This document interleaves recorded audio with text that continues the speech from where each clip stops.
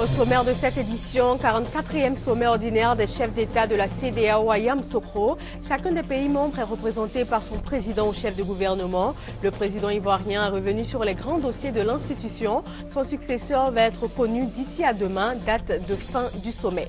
De grandes réformes annoncées par le ministre de la Construction. Il a donné les orientations de son ministère, notamment sur les questions de l'aménagement urbain, les stratégies et perspectives des logements sociaux en Côte d'Ivoire.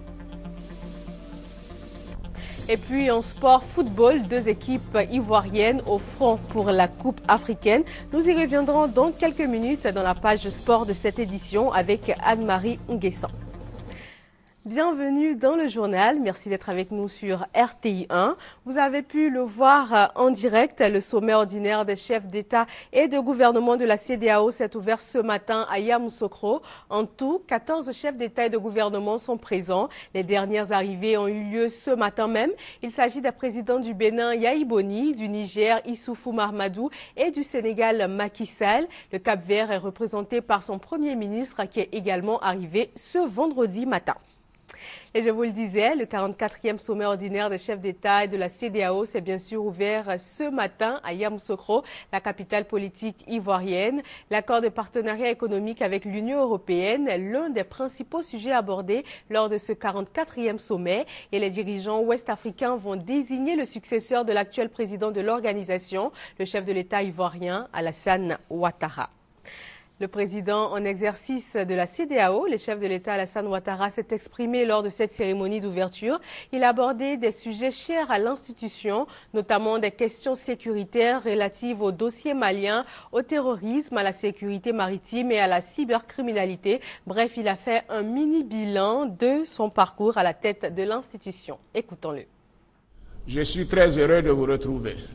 Je voudrais donc vous renouveler ma profonde gratitude pour l'honneur que vous nous faites à nouveau en prenant part si nombreux à cette importante session. Le 44e sommet des chefs d'État et de gouvernement de la CEDEAO revêt un caractère spécial. Il marque en effet la fin du mandat que vous avez bien voulu me confier et nous offre par la même occasion l'opportunité de dresser le bilan de nos actions et d'envisager en toute sérénité la poursuite de la mise en œuvre de notre agenda communautaire. À l'heure du bilan, nous pouvons nous réjouir des avancées notables réalisées dans bien des domaines de la vie de notre organisation commune et de la défense des intérêts de nos peuples. Les efforts communs consentis par nos États lui ont permis de gagner le respect de la communauté internationale dans la défense de nos intérêts communs. Au plan politique, notre région a su, tout au long de ces 2 dernières années, renforcer la démocratie, l'état de droit et faire face aux menaces contre la paix et la sécurité. C'est dans ce contexte que nous avons pu circonscrire avec succès les crises au Mali et en Guinée-Bissau. Une nouvelle ère s'ouvre donc pour notre organisation, porteuse de plus de démocratie, de croissance et de progrès. Elle sera marquée par l'accélération de la libre circulation des personnes et des biens et la marche irréversible vers la monnaie unique. Ensemble, nous avons décidé de bâtir un espace économique de référence doté d'infrastructures modernes. Je déclare ouvert les travaux de la 44e session ordinaire de la conférence des chefs d'État et de gouvernement de la CEDEAO. Vive la CEDEAO, je vous remercie.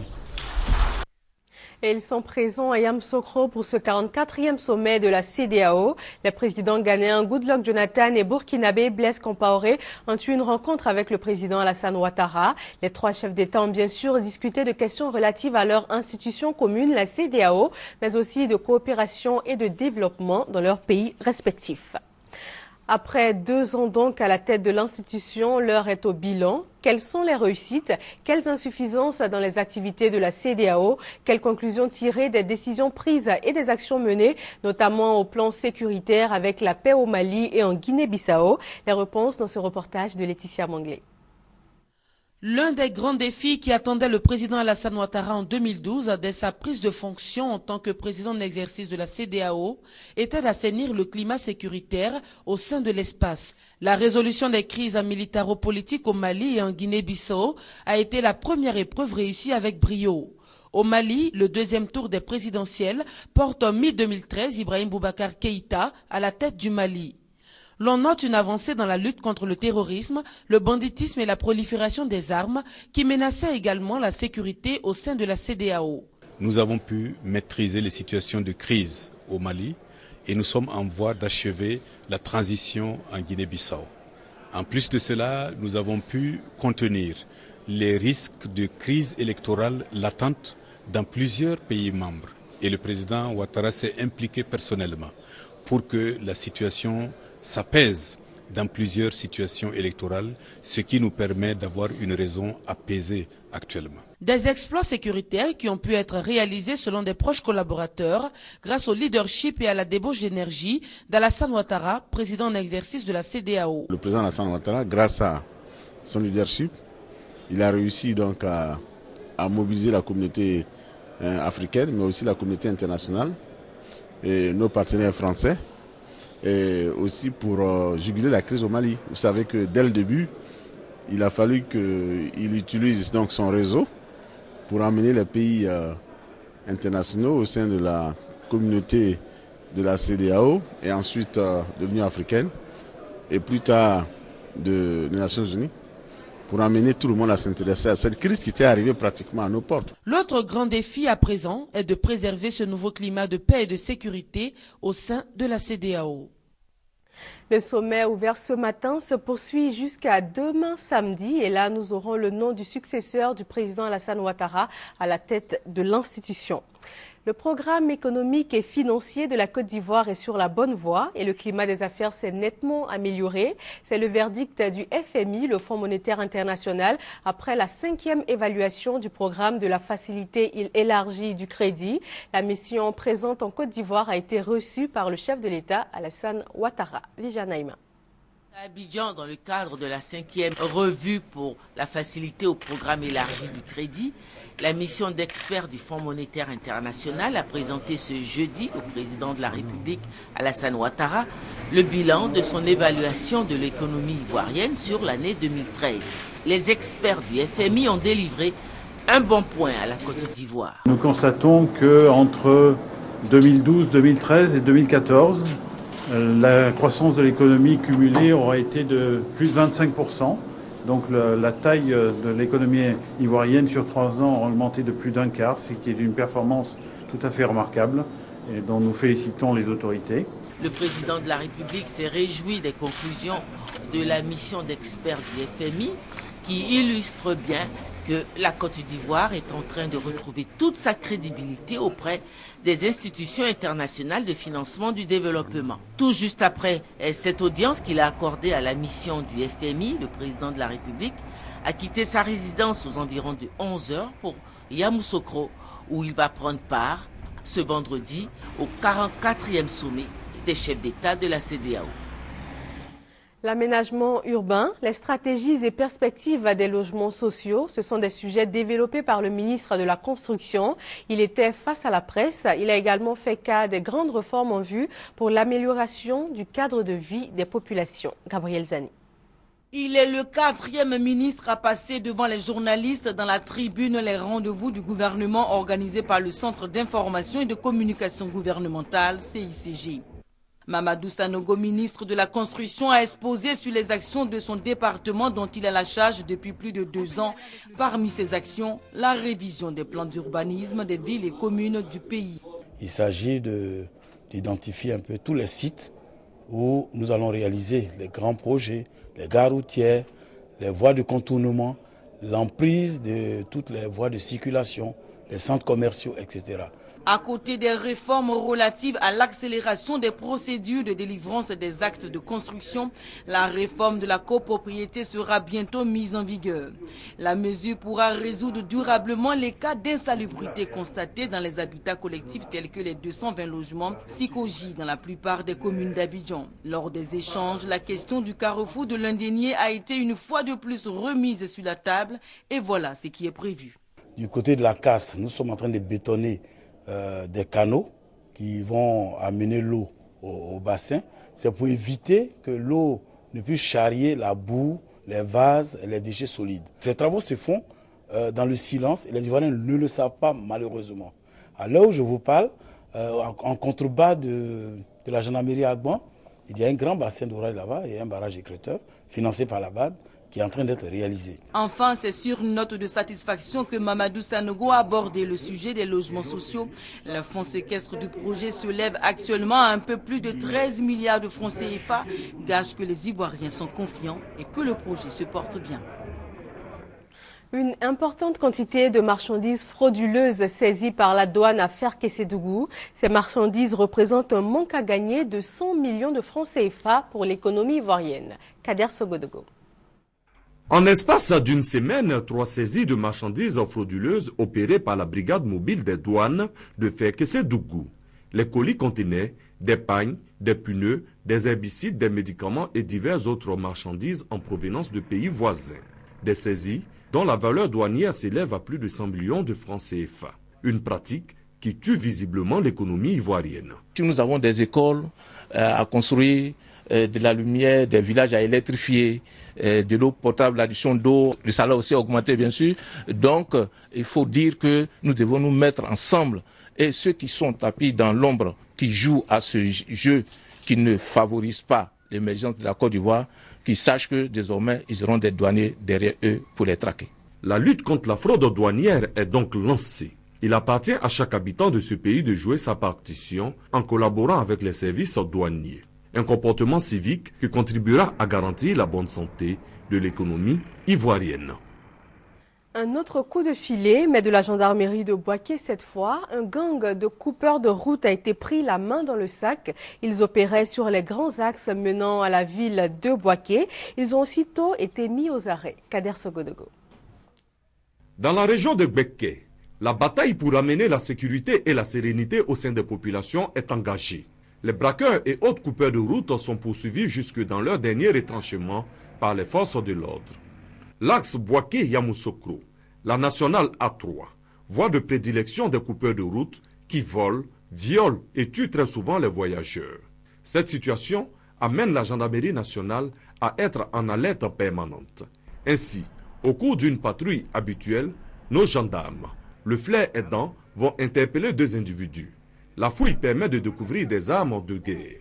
Conduits à la gendarmerie de Boaké, ces individus se mettent à table.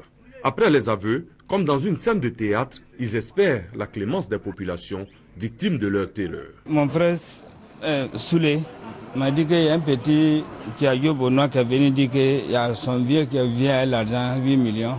Donc on n'a qu'à partir voler.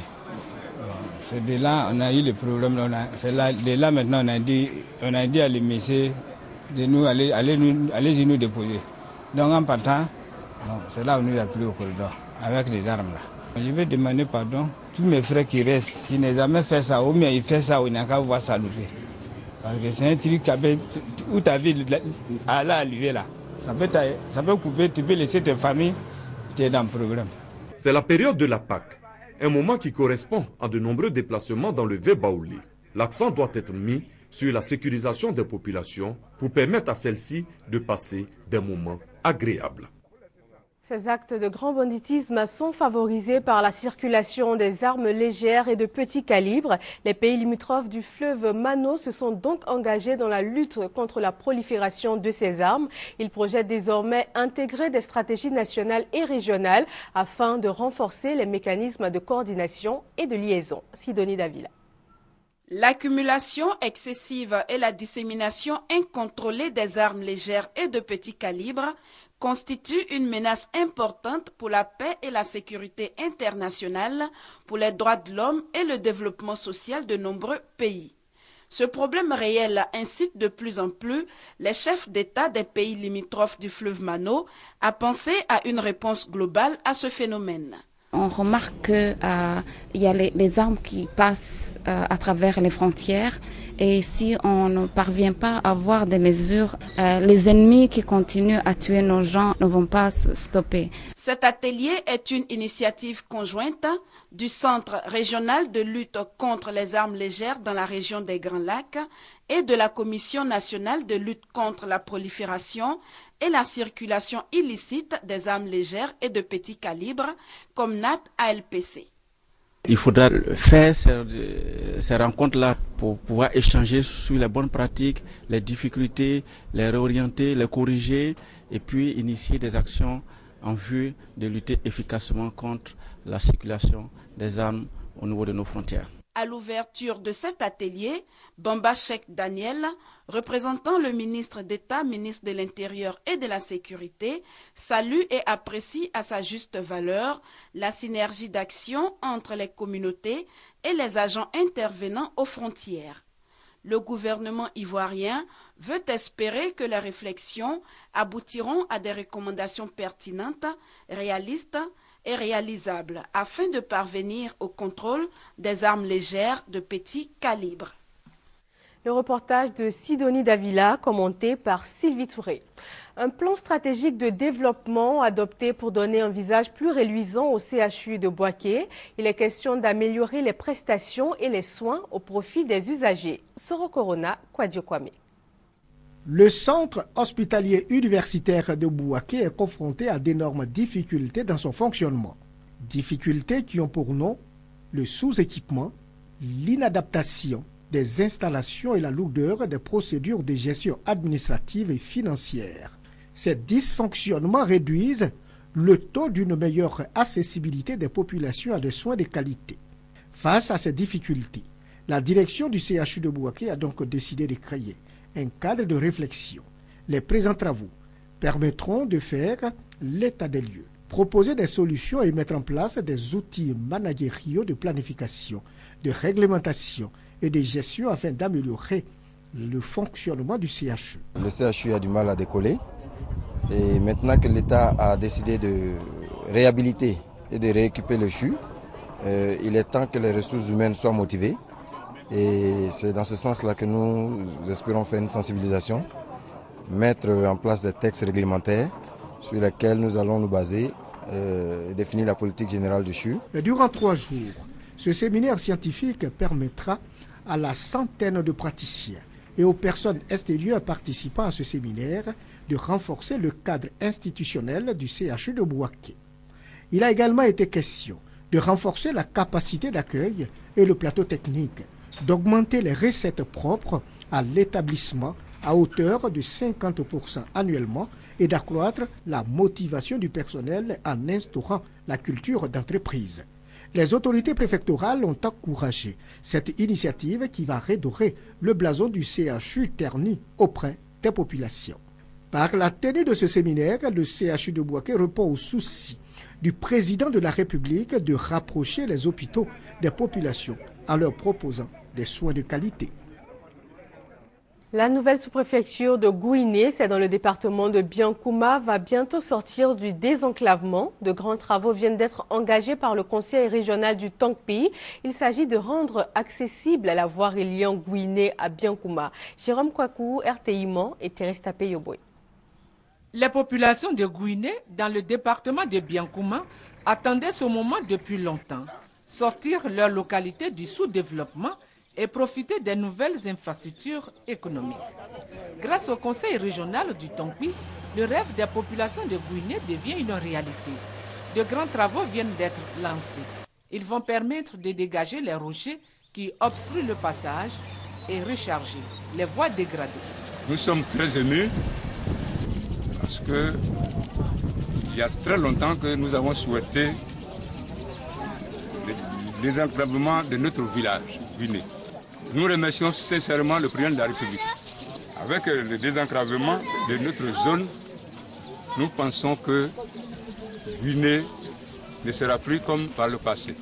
Le reprofilage de la route, l'adduction en eau potable et l'électrification de ce gros village sont autant de promesses que s'attelle à réaliser le conseil régional du Tonkpi. Il y a plus de 12 ans, cette population n'a pas vu une machine passer par ici. Il y a cela 53 ans qu'on leur a promis un sous-préfet. Mais c'est sous le président Alassane Ouattara qu'ils viennent d'avoir leur sous-préfet. Donc il y a véritablement une rupture avec le passé. L'arrivée du premier sous-préfet de ce village, installé il y a un mois, vient accélérer le développement des Goumilés. Et le meilleur reste à venir. Au Mali, la Haute Cour de justice a été mise en place hier jeudi. Cette institution sera la seule habilitée à juger les anciens présidents et ministres pour des crimes commis dans l'exercice de leurs fonctions. Elle va notamment juger l'ancien président Amadou Toumani Touré. Il a été renversé lors d'un coup d'État en 2012. Maintenant, la page sport de ce journal avec Anne-Marie Nguessan. Bonjour Anne-Marie. Bonjour Fatou. Nous allons tout de suite commencer en parlant des 8e de finale des Coupes africaines. Tout à fait. Les clubs ivoiriens sont sur 2 fronts ce week-end en 8e de finale retour des Coupes africaines.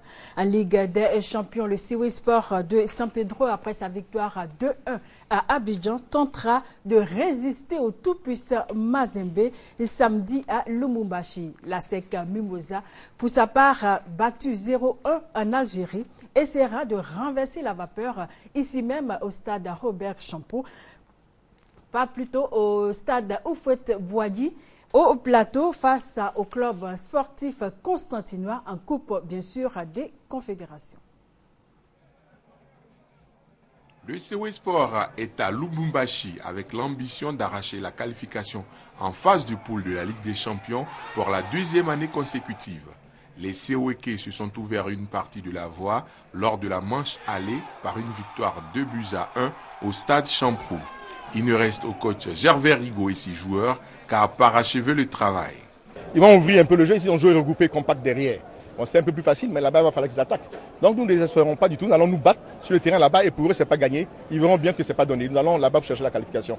Toutefois, un obstacle majeur se dresse devant le club champion de Côte d'Ivoire. L'environnement hostile du stade du tout-puissant Mazembe. À Lubumbashi, l'espoir est entretenu par le but inscrit à la dernière minute à Abidjan par Mbouana Samata. Le président Moïse Katumbi, l'entraîneur Patrice Carteron, le capitaine Joël Kimwaki et tous les corbeaux croient à la qualification en phase de poule et y ont travaillé depuis leur retour d'Abidjan.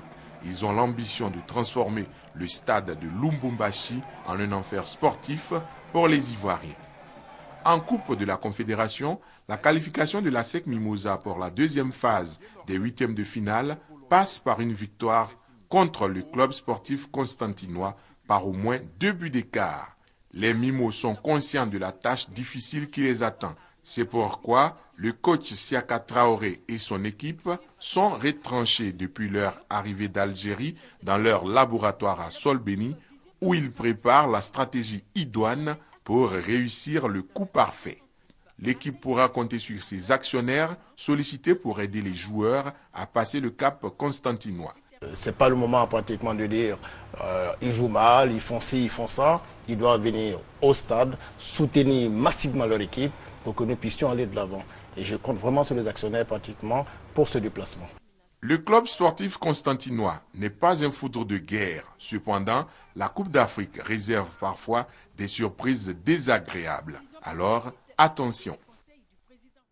Voilà, vous l'aurez compris, ASEC Mimosa, club sportif constantinois, pour le 8e de finale retour de la Coupe de la Confédération, ce dimanche au stade Félix Houphouët-Boigny. En ce qui concerne la Ligue des champions, notons que Rigaud Gervais et ses poulains sont à Lumumbashi depuis mardi soir pour ce match retour des 8e de finale retour de la Ligue des champions, dont nous avons quelques affiches d'ailleurs. Il s'agit de Al-Ali d'Égypte, Al-Ali Benghazi de Libye, Coton Sport de Garoua, Entente Sétif d'Algérie et Zamalek d'Égypte, Nkana de Zambie.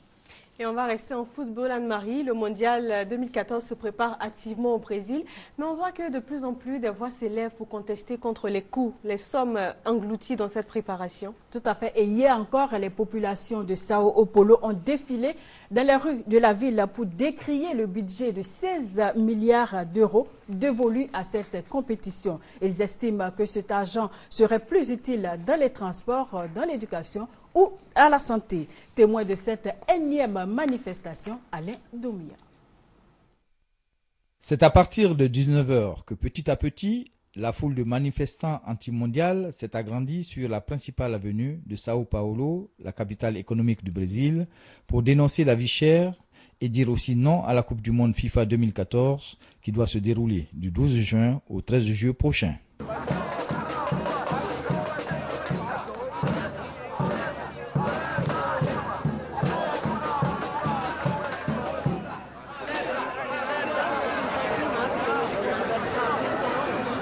Ce mouvement de contestation, lancé à partir des réseaux sociaux, reproche au gouvernement brésilien le manque d'investissement dans la santé, l'éducation, les transports et la facture du mondial 2014 qui s'élève à des milliards dépensés pour la construction des stades. Contrairement aux précédentes manifestations qui avaient dégénéré, celle-ci a été bien encadrée par la police anti-émeute. Aucun incident n'est à déplorer. Pour une fois, la police et les organisateurs se sont dit satisfaits de ce rassemblement d'un millier de participants à Sao Paulo, la mégapole de 20 millions d'habitants. C'est l'exemple à suivre pour les autres villes brésiliennes et cela va dans le sens de l'apaisement prôné par la présidente Dilma Rousseff qui avait affirmé que les manifestations pacifiques sont légitimes et propres à la démocratie. Alors Anne-Marie, on va revenir sur les 8e de finale des Coupes africaines. Il s'agit des 18e journées, c'est ça? Il s'agit plutôt de la Ligue 1, le championnat national qui en est à sa 18e journée. Et les oppositions de cette 18e journée qui se disputent ce week-end même. Et le point de la 17e journée nous est proposé par Orega Alberic et Aude Alébé. Tournant décisif du championnat national, la 18e journée de la Ligue 1 prédit un règlement de compte à ASEC Mimosa CW Sport de San Pedro. Lors de la 5e journée, les pensionnaires de San Pedro se sont imposés face à l'ASEC Mimosa 1-0 au stade Auguste Denise de San Pedro. Premier au classement avec 37 points, le CW Sport de San Pedro compte creuser l'écart face à l'ASEC ce samedi au stade Félix Houphouët-Boigny. L'insaisissable David Boakofi, meilleur buteur du championnat avec 11 buts, devra avec ses coéquipiers donner du fil à retordre à la défense des Verts et Bleus. La 18e journée de la Ligue 1 consacre le défi de sortie de la zone rouge. Bien parti pour se maintenir en Ligue 1, l'USC Bassam en zone rouge, suivi de l'Asie d'Abengourou, compte bien se rapprocher de ses objectifs face au club Omnisport de Korogo. Tous les matchs se joueront ce week-end. Au stade de Gagnoa, avec la confrontation Sporting Club de Gagnoa Asie d'Abengourou, au stade d'Abengourou, les Standards rencontrent le Stella Club d'Adjamé, pendant que le CO Boisflé croise le fer avec l'Africa Sport. À Yakro, deux autres confrontations meubleront la 18e journée. Il s'agit de l'opposition SOA Afad au stade de Yamsokro et l'Est d'Enguélé face à la JCAT au stade de Boisflé. Le programme de cette 18e journée de la Ligue 1. ASEC CW Sport de San Pedro, le duel au sommet qui sera programmé ultérieurement, bien sûr, pour cause de coupes africaines. Demain samedi 29 mars, à Sporting Club de Gagnoa, Asie d'Abengourou à Gagnoa. USC Bassam CO Korogo au stade Robert Champoux de Marcory. Une très belle affiche qui vous sera proposée bien sûr sur RTI 1 à partir de 15h30. Et puis AS Tanda Stella Club d'Adjamé à Abangourou, Denguele JCA Trècheville à Boaké, SOA Afad à Yamsokro. Et puis le dimanche 30 mars, le CO Boisflé, la lanterne rouge, en découtera avec l'Africa Sport d'Abidjan à Yamsokro. Rappelons que tous ces matchs débutent à 16h. Et nous allons quitter les stades de football pour le ring de boxe et ça se passe à Diaké, c'est bien cela? Tout à fait. Et la Fédération ivoirienne de boxe organise à Diaké du 1er au 5 avril 2014 le championnat national des novices à Diaké. Et Salif Ouattara nous propose un élément qui nous montre ce que les boxeurs font avant cette compétition nationale. Du 1er au 5 avril, la boxe se déplace à Adiaké. La fédération exauce ainsi un vœu, rapprocher la boxe des populations ivoiriennes. Au menu de cette semaine pugilistique, 2 championnats. Le challenge national des novices et la 4e journée du championnat national Félix Houphouët-Boigny pour la paix. Pour une semaine, chaque soir, nous allons apporter la boxe vers la population d'Adiaké. Ça sera un mariage, une fusion, fédération de boxe, peuple d'Adiaké. Et donc, ça sera un grand temps d'échange pugilistique. 6 combats, 3 néo-pros et 3 professionnels figurent au calendrier de la 4e journée du challenge national Félix Houphouët-Boigny. La commission nationale des arbitres peaufine l'escapade d'Adiaké au cours de nombreuses réunions. Objectif pour le corps arbitral, respecter les règles internationales en vigueur. Nous répétons, nous renforçons nos capacités, nos connaissances, nous réactualisons nos connaissances en la matière d'arbitrage de boxe. Et surtout les décisions prises par les arbitres ne doivent pas être contestées. Et c'est ce que nous travaillons. Prévu du 1er au 5 avril 2014, les combats du championnat national des novices et ceux du championnat national Félix Houphouët-Boigny auront lieu à la place de l'indépendance d'Adiaké. Voilà une information de Maracana pour terminer. Dans le cadre de l'exécution de son programme d'activité de la saison 2014, la FIMADA, la Fédération ivoirienne de Maracana, organise les samedis 29 mars et dimanche 30 mars au complexe Jesse Jackson de Yopougon la 10e et 11e journée du championnat national à partir de 8 h. Merci Anne-Marie Nguessan pour ce point de l'actualité sportive. Et rappelons pour terminer que le 44e sommet ordinaire des chefs d'État et de gouvernement de la CEDEAO s'est ouvert ce matin à Yamoussoukro, la capitale politique ivoirienne. 14 chefs d'État et de gouvernement sont présents. L'accord de partenariat économique avec l'Union européenne est l'un des points principaux abordés. Et les dirigeants ouest-africains vont désigner le successeur de l'actuel président de l'organisation, le chef de l'État ivoirien Alassane Ouattara. Le sommet va donc prendre fin demain samedi. Et voilà, c'est la fin de ce 13h. Merci d'être resté avec nous. D'autres informations sur les www.rti.ci. Je vous dis à demain.